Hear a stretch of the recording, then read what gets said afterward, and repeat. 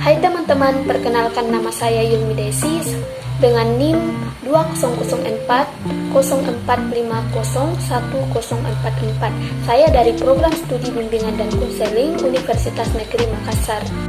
Nah, pada kesempatan kali ini kita akan membahas tentang mengenali isu gender dalam bidang pendidikan atau bidang akademik dan implikasinya dalam pelayanan bimbingan dan konseling.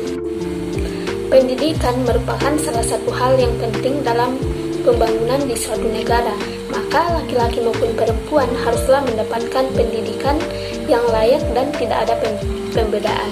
Adanya kesetaraan gender dalam pendidikan maka dapat mewujudkan kesetaraan gender dalam bidang lain.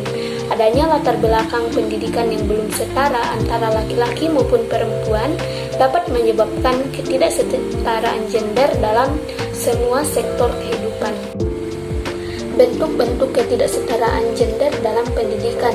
Nah, menurut Suryadi 2001, anggapan di masyarakat yang menganut budaya patriarki yang menganggap bahwa perempuan tidak perlu untuk sekolah tinggi haruslah dihilangkan. Mendapatkan pendidikan yang layak merupakan hak semua orang. Perempuan yang mendapatkan pendidikan yang rendah juga dapat menyebabkan kurangnya kontribusi perempuan dalam menciptakan pembangunan. Menurut Suleman 1995, ketidaksetaraan gender adalah adanya pembedaan hak dan kewajiban antara laki-laki dengan perempuan dalam mendapatkan pendidikan formal. Bentuk dari adanya ketidaksetaraan gender dalam pendidikan dapat ditandai dengan angka melek huruf, angka partisipasi, pilihan bidang studi dan komposisi staf pengajar, kepala sekolah, ketua OSIS, ketua kelas, dan ketua-ketua di berbagai bidang pendidikan yang lebih banyak didominasi oleh laki-laki.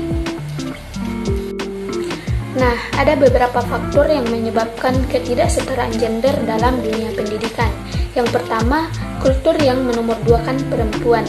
Semangat perempuan Indonesia untuk mendapatkan pendidikan sangatlah tinggi. Namun, sebagian perempuan terhalangi kesempatannya untuk memperoleh pendidikan karena adanya kultur budaya patriarki. Budaya patriarki ini menyebabkan perempuan dinomorduakan untuk mengakses pendidikan, kesempatan meraih pendidikan yang tinggi. Kemudian, faktor yang kedua adalah lemahnya kesetaraan gender. Kurangnya kebijakan dalam menjunjung tinggi kesetaraan gender di masyarakat. Misalnya, peraturan daerah yang masih belum banyak mengatur terkait dengan kesetaraan gender antara laki-laki dan perempuan. Nah, kemudian faktor yang ketiga adalah manajemen rumah tangga yang belum seimbang. Perempuan lebih mengalah demi mengurus anak serta keluarga dan menyebabkan perempuan untuk memutuskan keluar dari pekerjaan ataupun tertundanya untuk melanjutkan pendidikan ke jenjang yang lebih tinggi. Padahal mengurus rumah tangga dapat dilakukan bersama antara suami dengan istri apabila terdapat pembagian kerja yang seimbang. Nah, akibat atau dampak dari ketidaksetaraan gender dalam pendidikan dapat menyebabkan kerugian besar bagi perempuan. Perempuan tentu juga mempunyai hak yang sama dengan laki-laki dalam hal apapun. Pendidikan yang rendah pada perempuan dapat menyebabkan perempuan tidak dapat berkontribusi yang lebih untuk masyarakat. Nah, pendidikan yang rendah juga dapat menyebabkan perempuan tidak dapat mendapat pekerjaan yang layak. Hal ini dapat memicu perempuan mendapat tekanan dari laki-laki karena dianggap.